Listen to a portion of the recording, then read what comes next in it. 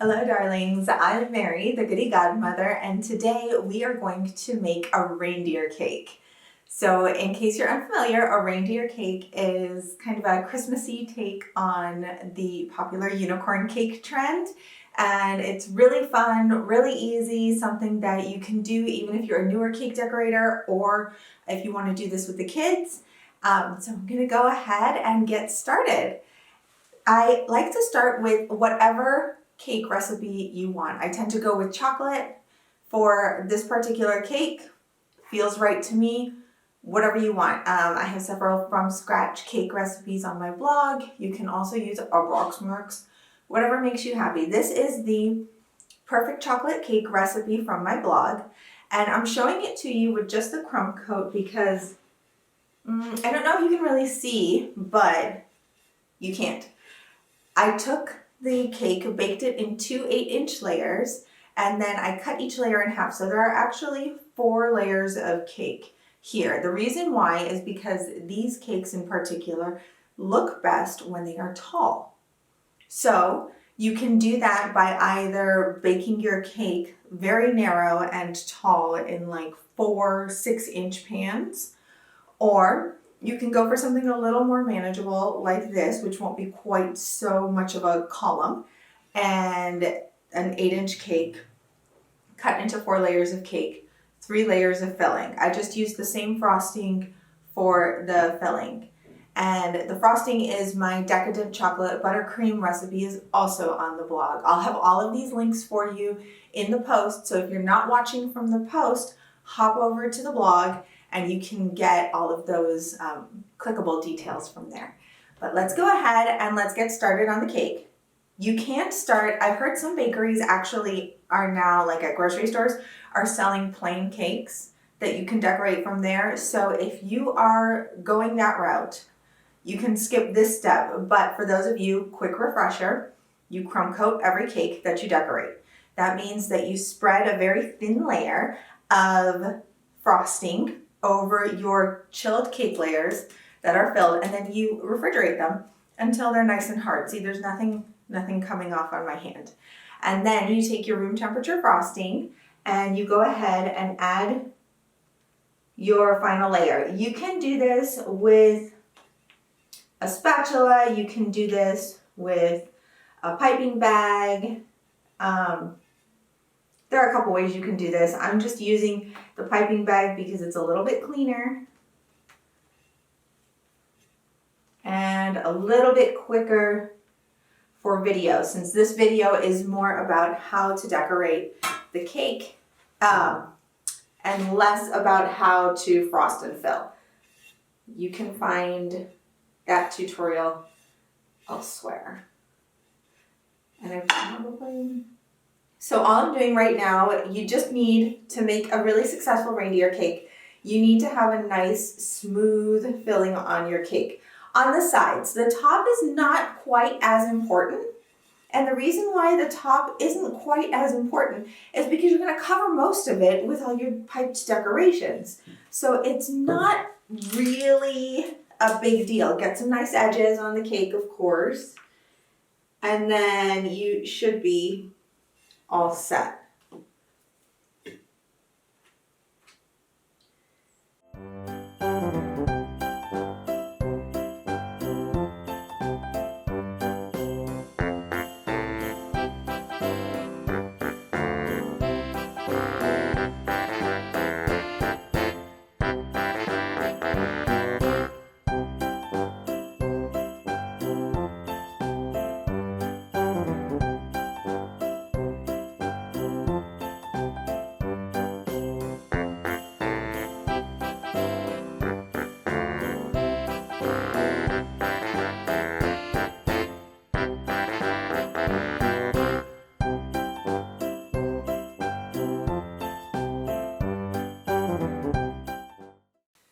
So now that we have our cake frosted and we have a side that is nice and smooth and ready for our face, we are going to go ahead and get to the nuts and bolts of taking this delicious chocolate cake and turning it into a delicious reindeer cake.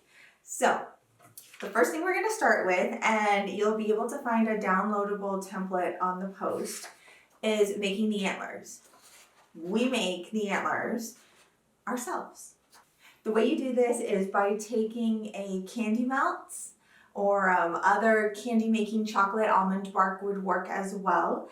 And you draw out your reindeer antlers, or go to the blog post, print out the template and use that.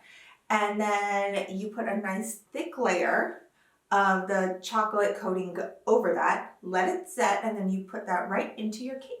Super easy, very customizable. I've taught this in a class before, and I love seeing how people really get into the design of the antlers. Mine is kind of rounded and whimsical. If you prefer something a little pointier, you do that. Just make sure that you have a thick enough layer of candy coating, because if you don't, it will snap as you take it off of the wax paper. So we're gonna go ahead and make I'm gonna move this super quick so you can see what I'm doing. And we are going to make some antlers. So I have this on I have my template on a hard surface. I suggest using something like a cutting board or a baking sheet that you can move. And if you're short on time, refrigerate it, because this will take about 30 minutes to an hour to set up at room temperature. If you pop it in the fridge, 20 minutes later, you're good to go. So, there we go. And I'm gonna lay this out flat.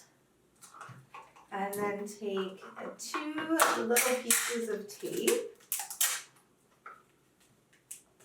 I said little pieces of tape. And tape this down.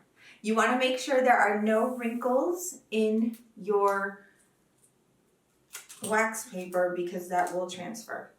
And then I have my melted chocolate candies still warm in a piping bag.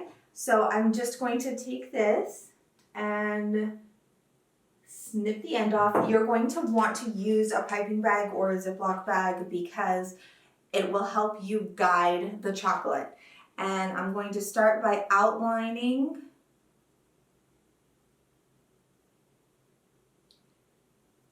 over my template, and then filling in mostly. I will use a spoon to kind of even these out.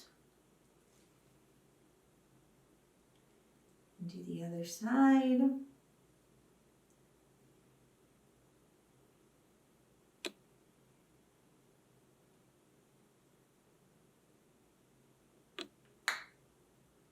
Now, you will use a good amount of candy melts on this.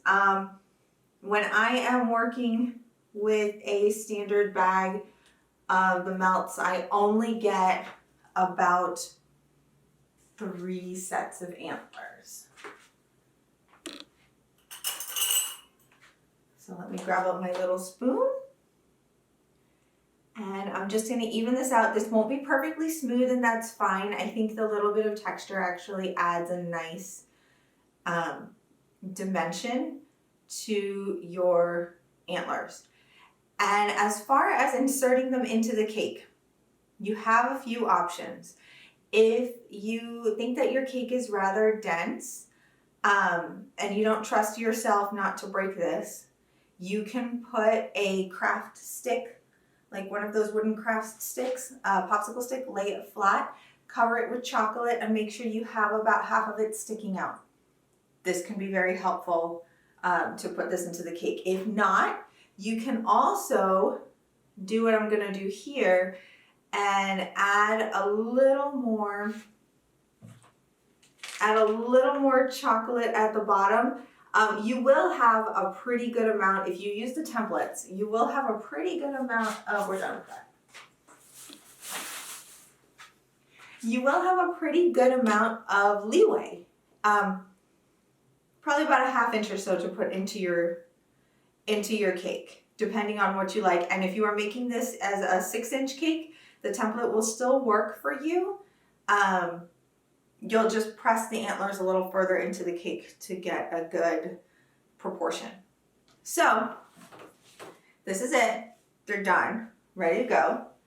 And thanks to the magic of television and me working in advance, I have a set of antlers right here. So these have been chilled, and I'm going to go ahead and peel these off my wax paper. See, super easy, nice. And set these to the side and bring back my cake. Because you can't make the mane on the cake until you have the antlers and the face in place. So, this was the spot that I chose for my face. It's very smooth, you hardly even have any air bubbles. So now I am going to start by drawing the eyes. I like to draw the eyes first, and then I'll add my nose, my antlers, and the mane. And that's the process we're going to follow now. And then the collar, once I put it on the cake plate that I plan to take this on. Or in this case, I'm gonna put it on a larger cake board, and we'll go from there. To make the decorations, you are going to need 4 piping bags of stuff. One is just a little bit of extra frosting.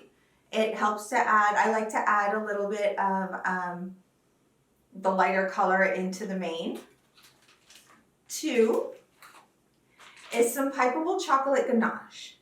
You'll have the instructions for making a pipeable chocolate ganache on the blog post. And then 3 is a buttercream, the chocolate buttercream, and I add a little bit of black cocoa powder to make it darker. If you don't have black cocoa powder, I would recommend using a black gel food coloring, because this is what we're going to use for the collar and for the eyes. So the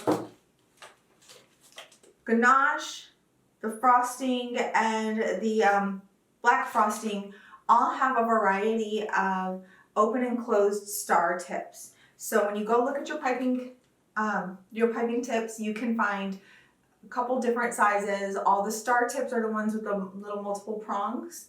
And open means that the prongs stick straight up. Closed means that the prongs kind of curve in. Any variety will work. Use what you have for this. I stick to browns. If you want to use blue. If you want to use red or green, go for it. White, all of that works. Now, because I get nervous when I draw my eyes, I like to use a toothpick.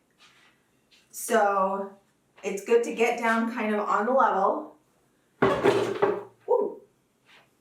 It's good to kind of get down at eye level with your cake. Hi, cake. And then you're going to draw your eyes about 2/3 of the way up. And it's just a little line and then 2 eyelashes. So I'm going to draw it, and then I'll turn this around and show you.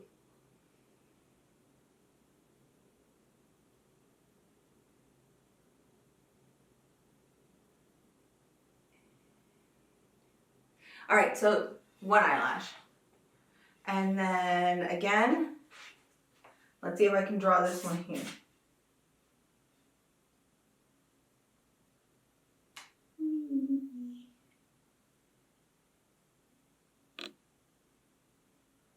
One. Ha! For drawing that blind, it actually came out pretty even, so I'm very proud of that. And 2. So there we go. Now I have a guide for when I pipe. So I'm going to set this aside right here, and I'm going to take my piping bag. It is fitted with a size 4 tip. Anything between a 2 and a 4 really works. You just need a small round tip. You could even just snip the edge off of a bag. Actually, now's a good time to point something out. I turned the cake around and I realized that one eye is sitting lower than the other. When that happens, this is why we use the toothpick. All you need to do is take your offset spatula and kind of smooth it out. Because the cake is already set, look, I can very easily just kind of pat it out. No problem. And this time I'm going to draw it facing me because I get a better angle. There we go. Much better. Now even. Hooray! So I'm going to take my frosting.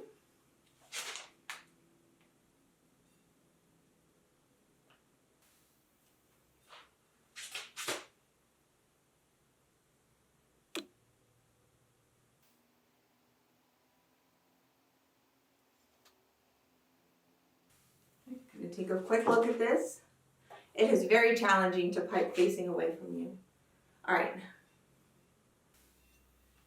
My line fell a little.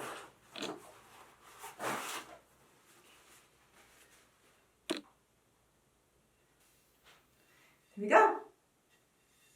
So now the next step is to add our nose. I use a red gumball.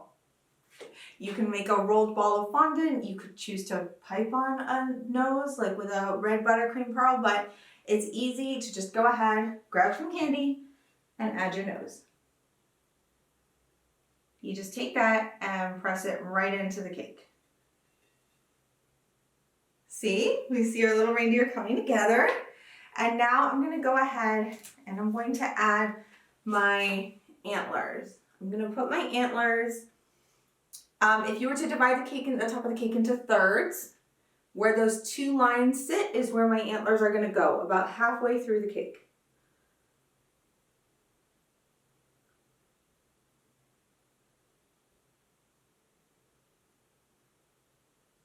Great, and you wanna put them at least an inch in.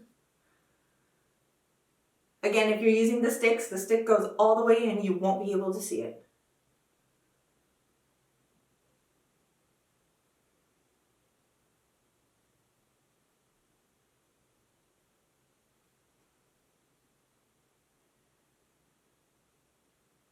Okay, perfect.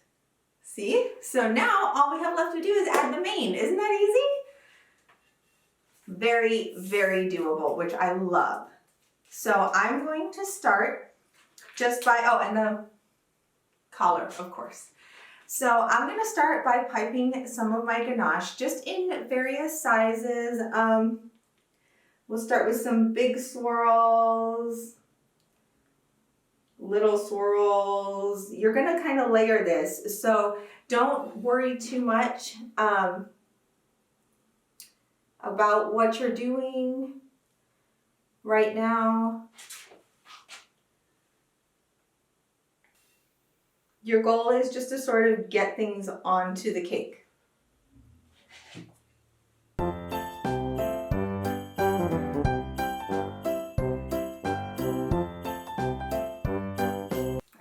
You'll notice I went ahead and I transferred my cake to the larger cake board. If I were serving this on a cake plate, then I would put this on my cake plate and go from there.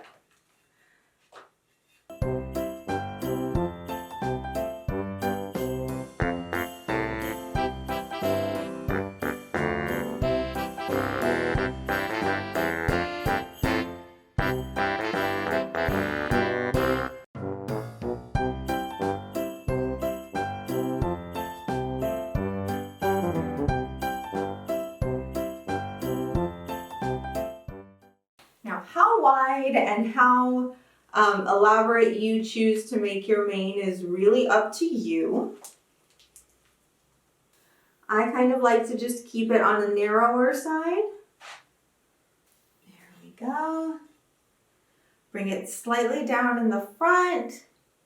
And I'm just going to fill out the back of it.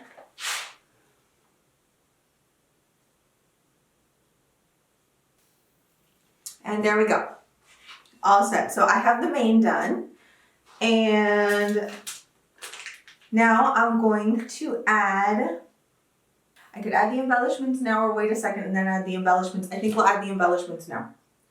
So for the embellishments, I have little chocolate candies, M&Ms actually, minis and standard ones. And then I have some little royal icing leaves that I piped. You can also purchase them at any store. Anything remotely Christmassy that catches your attention, go for that.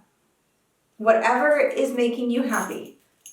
And then you just kind of take this and make sure that you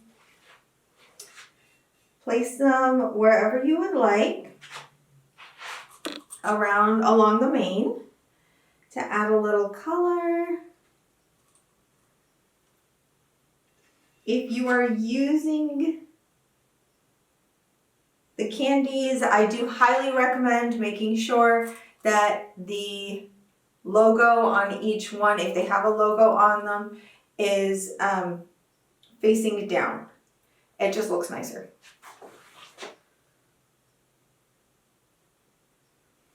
If you have one of those fancy silicone tipped tweezers, you can use those.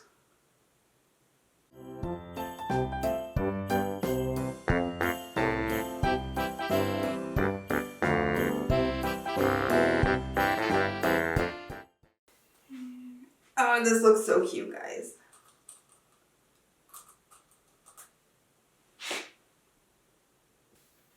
And this is where you can see this gets particularly fun if you're doing this with little ones, because they can really help out at this part. All right, and then I'm going to finish off this section with some sprinkles. These are just some little Christmas colored nonpareils.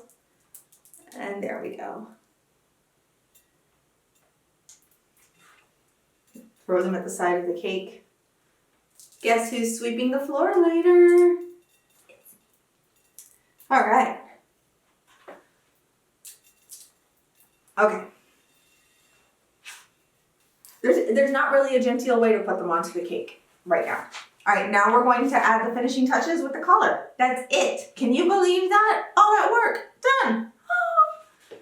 So for the collar, I am using an open star tip, and I'm just going to pipe however you want, whatever makes you happy. You can do shells, you can do scallops, you can do dots. I think I'm going to just go with little stars.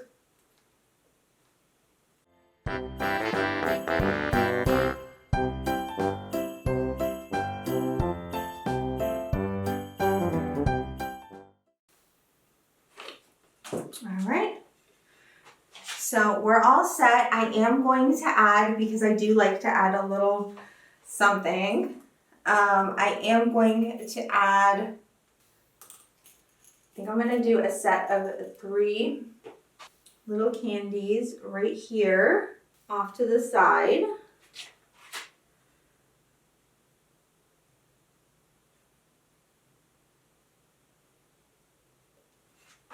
With a leaf.